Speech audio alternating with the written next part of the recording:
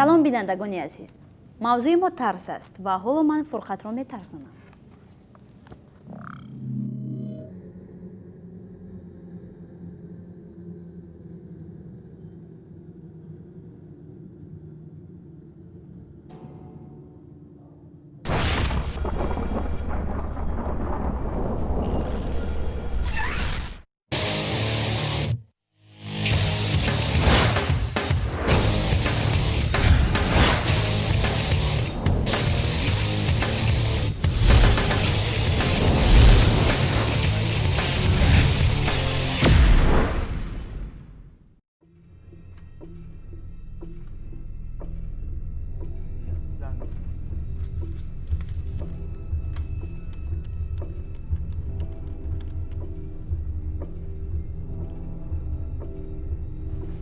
سلام علیکم.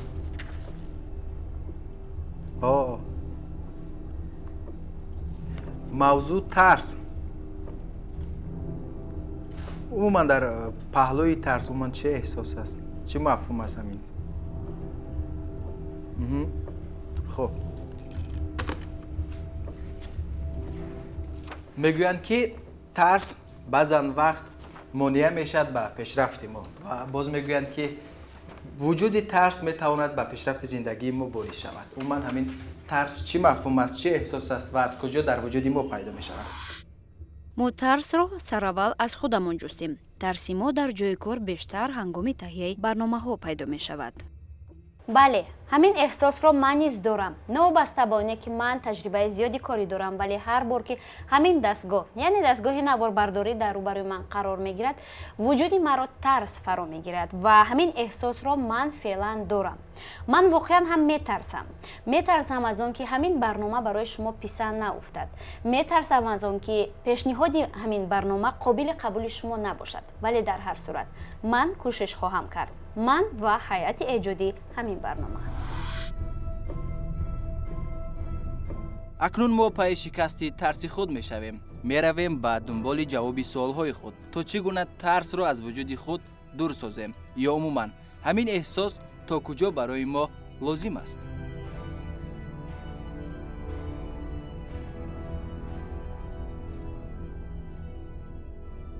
дар факултаи фалсафаи донишгоҳи миллии тоҷикистон кафедраи психология фаъолият мекунад. ин ҷо ба ғайр аз таълим ва таҳияи корҳои илмӣ ҳамчунин утоқи машварати психологӣ ба мардум хизмат мекунад. ҳоло ба ин ҷо омадем. бо равоншинос маҳмадулло давлатов суҳбате доштем. инсон дар ҷараёни ҳаёташ зери таъсири ангезаҳои гуногуни олами беруна гирифтор мешавад ва ҳамин ангезаҳо метавонанд ангезаҳои ногаҳонӣ бошанд ё ангезаҳое ки инсон худаш бофта мебарояд در ذهن خود است. бале ва ангезаҳои бофташуда ё хаёлӣ ё ангезаҳои воқеӣ ки таъсиррасонандаанд. вобаста ба ҳамин нигоҳ карда бароем, он гоҳ тарс як нав таҳдидҳои муайяне аз берун ё аз ботини инсон вақти худаш бевосита меофарад ба шуури худаш бевосита ё ба шуури шахси дигар равона карда мешавад ин таҳдид ва метавонад оқибатҳои гуногуни ҷисмӣ ва равониро бевосита ба вуҷуд оварад. тарс ин худ як ҳолати табиӣ аст ки ба ҳамун вазъиятҳои тарсовар, вазъиятҳое ки барои инсоният мутобиқ нест, аксуламали мувофиқ ё ин ки аксуламали ба организм ки хатарнок аст, аксуламалҳо нишон медиҳад. ҳар гуна аксуламалҳо нишон медиҳад. пеш аз ин ки мо дар бораи тарс суҳбат кунем, бояд таърифи тарсро бифаҳмем. калимаи тарс бо забони арабӣ ба маънои хавф аст. яъне хавф тарҷумаи форсиш мешавад тарс. хавф гуфта дар китобҳои яъне таъриф кардани калимаи хавф инзиаҷу нафс мин таваққуи зорина меган. яъне дар изтироб шудани нафс аз таваққуи чизи зараррасон. ин таърифи тарс аст. ترسا نه تنها در زندگی واقعی ما وجود دارد. دلیلی هست که حتی در بطن مادر نیز ترس ظهور میکند. چگونه؟ ما وقتی که سابقه بیماری мепурсем аз модар аз рӯзи хомиладор шуданаш то кӯдак таваллуд шуда рогар шуда то назди мо омадан ҳамаша мепурсем.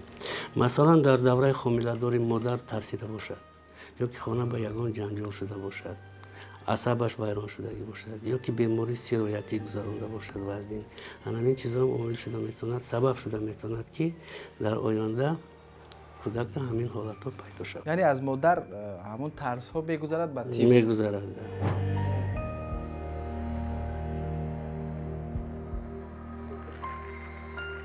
мегӯянд ки аксари тарсҳо аз давраҳои кӯдакӣ дар вуҷуди инсон пайдо мешавад. Агар онро пешгирӣ накард, метавон ки ба як тарси бузург табдил ёбад.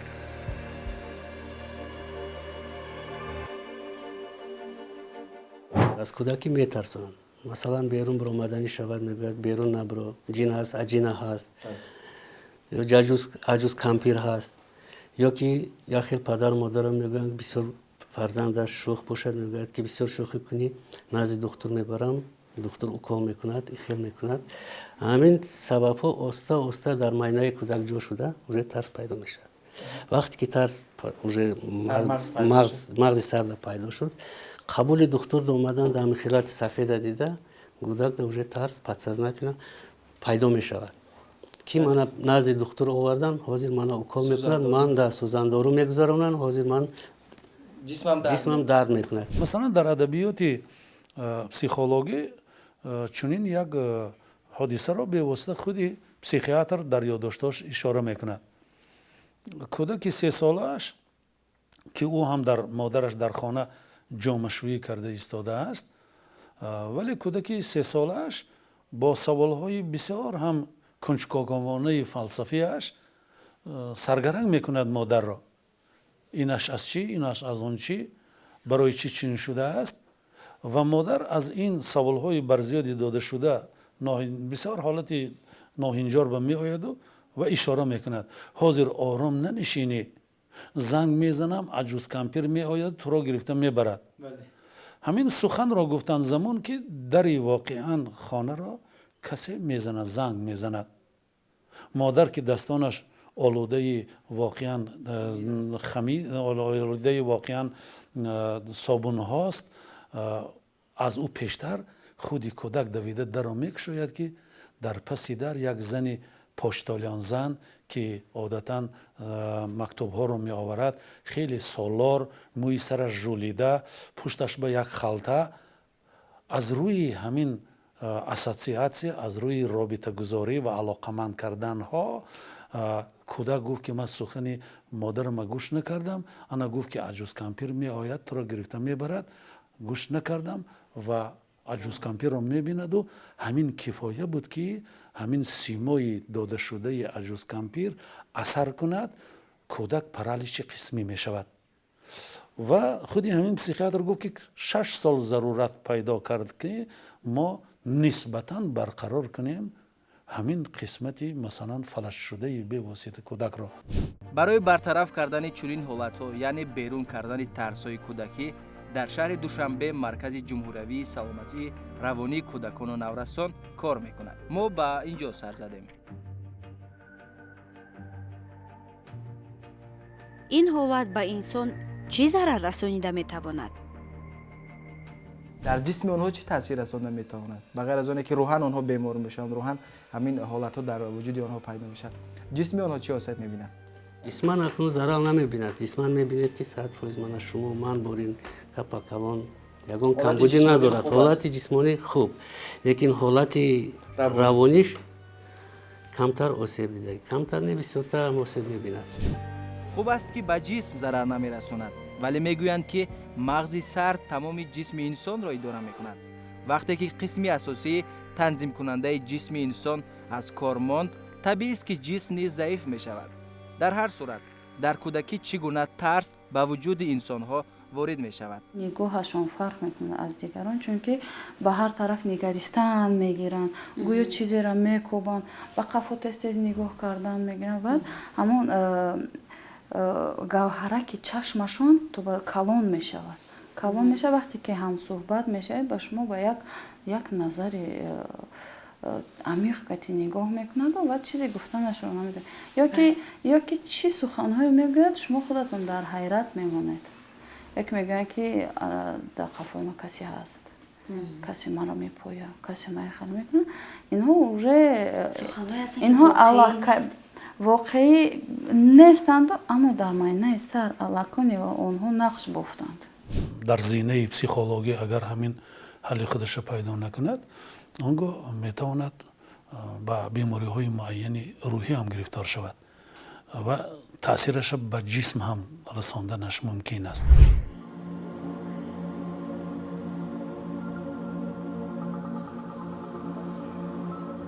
хеле ба маврид, дар воқеъ кам нестанд нафароне ки аз торикӣ метарсанд, махсусан бонувон. ин эҳсоси ноҷӯро чӣ тавр метавон бартараф кард?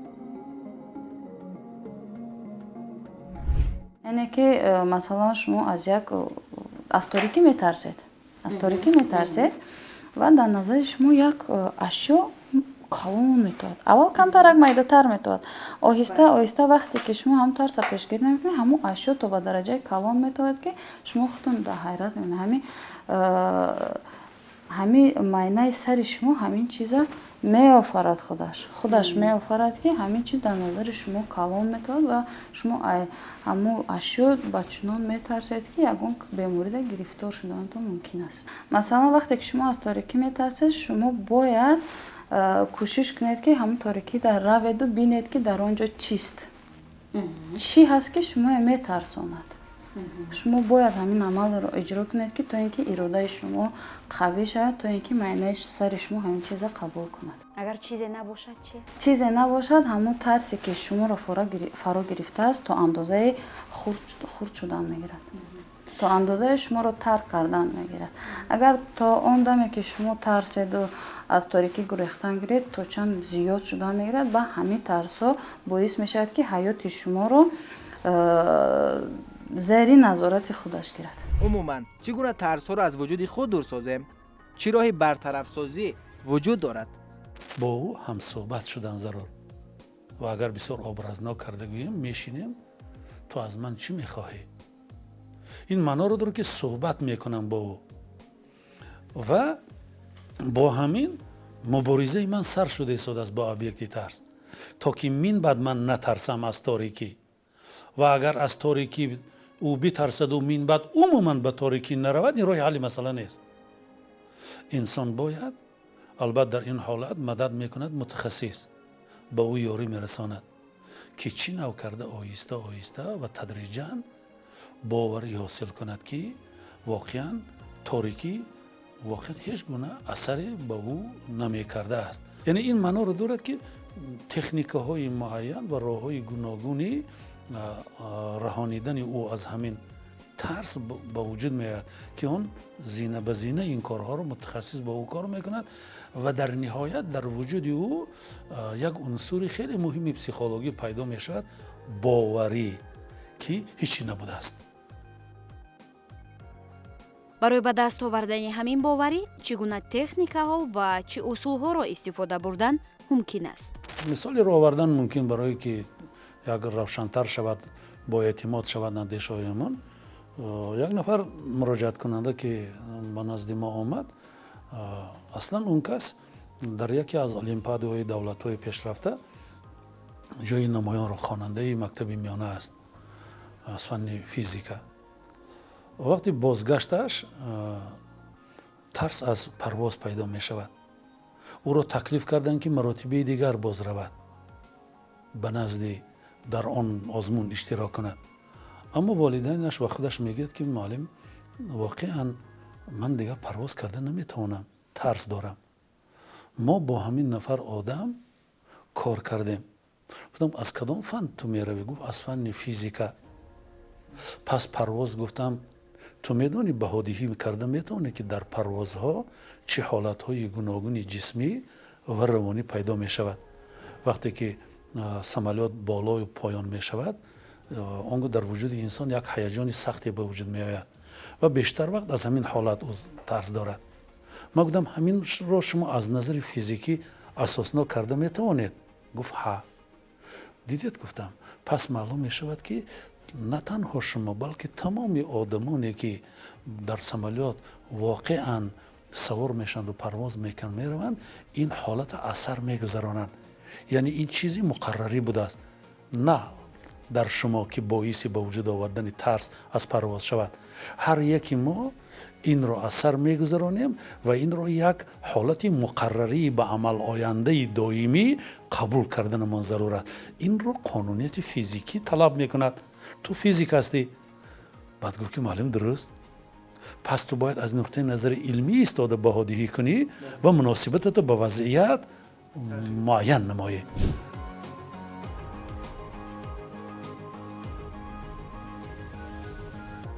مفهوم ترس از هر نگاه شرح و توضیحات گوناگون دارد و سرچشمه پیدایش ترس نیز خیلی گوناگون است. از نگاه دینی اسلام آن نفرانی که در میان مردم ترس پراکنده میکنند، کسی را میترسانند و خبرهای دروغ ترس آور پهن میکنند، گناهگار دانسته میشوند. هر نوعی ترسانندن انسان دیگری رو حرام است از دیدگاه دین. حتی در حدیث میگه که پیامبر خدا صلی الله علیه و سلم با جماعتی از اصحابش سفر کردند. در سفر میگه رفتن در راه خوابشون بود. یکی از اصحاب رشته رو گرفت و صحابه دیگری رو میگه با همون سبب همون رشته از خواب خیزاند. ففزع، میگه اون صحابه ترسید. پیامبر خدا صلی الله علیه و سلم این ماجرا را دید، گفت که لا یحل لمسلم ان یروع مسلما، بر هیچ مسلمان حلال نیست که مسلمان دیگری را بترساند. یعنی ترسانیدن دیگرها از دیدگاه دین و از تعلیمات پیامبر خدا صلی الله علیه و سلم این حرام است.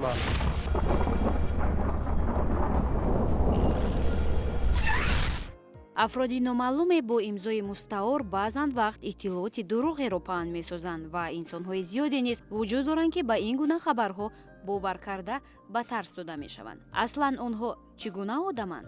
он одамоне ки дорои тафаккури интиқодӣ нестанд, он одам ки муносибати танқидӣ надоранд, тарозии ақл кор намекунад. наст ақли танқидӣ онҳо дар онҳо ташаккул наёфтааст. تفکری ملاحظه‌کارانه نیست. اون نفری که تفکری ملاحظه‌کارانه داشته باشد، تفکر انتقادی را داشته باشد، او همه انگیزه های موجوده را در ترازی عقلش می آید. اینش میگه این پرتوه، این هیچ اساسی ندارد.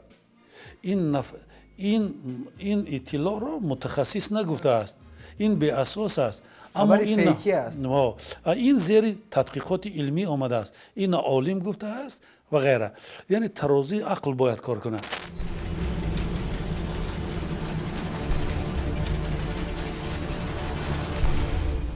اصلا ترس یک احساسی مقرری است. مثل درد رو احساس کردن، اشک ریختن، تبسم کردن، خوشحالی نمودن و در وجود همه انسان‌های سیاره ترس هست. نوبسته به اونی که ما کی هستیم، در کجا زندگی میکنیم، در کدام شرایط هستیم، در کدام گوشه دنیا هستیم و انسانیت تا دمی که هست ترس رو از وجود خود با پورگی نیست کرده نمیتواند.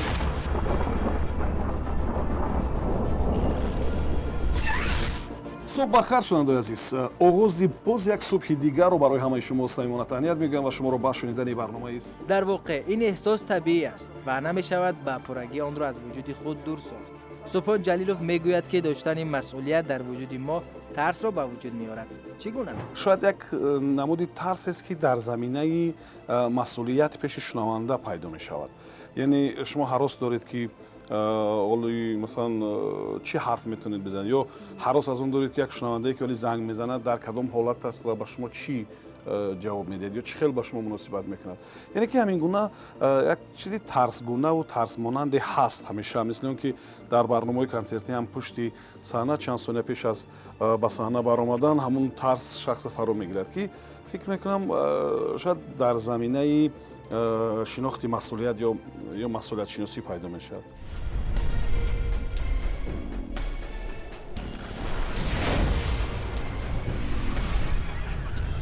خب ببینید استاد، مثلا ما حاضر درباره ترس گفتیم، جهت‌های ضررآور آن را گفتیم، اما میشود گفت که ترس مثلا جنبه‌های خوبی نیز دارد.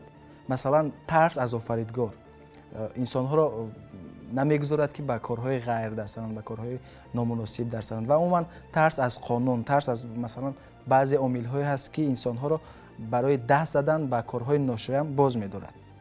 бале, мо дар мушоҳидаҳои психологӣ баъзан мешавад ки масалан як нафар аз тарс аз устодаш фарз кардем дошта бошад. мо мегӯем тарс дар ин ҷо тобиши дигар мегирад. тарс аз он ки беэҳтиромӣ нисбати устод нашавад. ман бояд аз ҳар ҷиҳат ҳадди ахлоқа, маданията, одоби муошарата риоя кунам.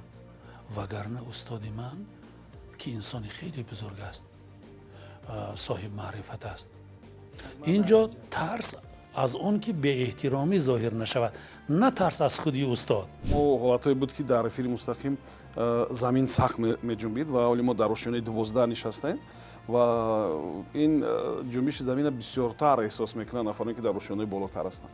ва ин гуна ҳолат буд ва яке аз ҳамин чароғҳо болои микрофон афтид ва ман берун баромадам. дар эфир гуфтам ки замин меҷунбад ва берун баромадам. баъди чанд лаҳзае ки баргаштам барномаро идома додам, аввали нафаре ки занг зад гуфт ки ака тарсидем гурехтем аз эфир. гуфтам ки шахс вақте ки шумо медонед ки масалан заминларза одамро мекушад, биноҳоро хароб мекунад, аввали ки мо наметавонем аз ошёнаи 12 бигирезем, дури баъд биравем ба хотире ки хеле баланд аст. ва баъд ин ки шахс аз ҳар чизе ки масалан ба ӯ метавонад хавф дошта бошад, метавонад ӯро нест кунад, метавонад ӯро маъюб кунад, бояд ҳарос дошта бошад. яъне чизи комилан муқаррарӣ аст ва агар шумо нахоҳед, ҳам худи организм, ҷисм, шуъур, андешаҳо, худи дил шуморо ба он тараф мекашонад, ҷои амнтаре, оромтаре мекашонад. вақте ки дар вуҷуди инсон умуман тарс нобуд шавад, чӣ ҳолат ба амал меояд? тарс нест, тамоман тарс нест. тарс вуҷуд надорад. чӣ кор мекунад? инсон метавонад ки аз ошёна баланд, аз хонаҳои баланд, аз кӯҳҳо анҷо парад ба замин.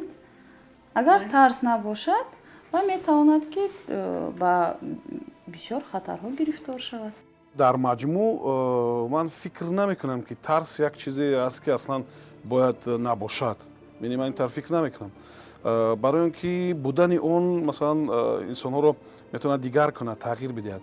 барои мисол шумо комилан гуфта наметавонед ки як нафари нотарс ҳастед ва аз оташ, аз заминларза, аз намедонам обхезӣ наметарсед комилан.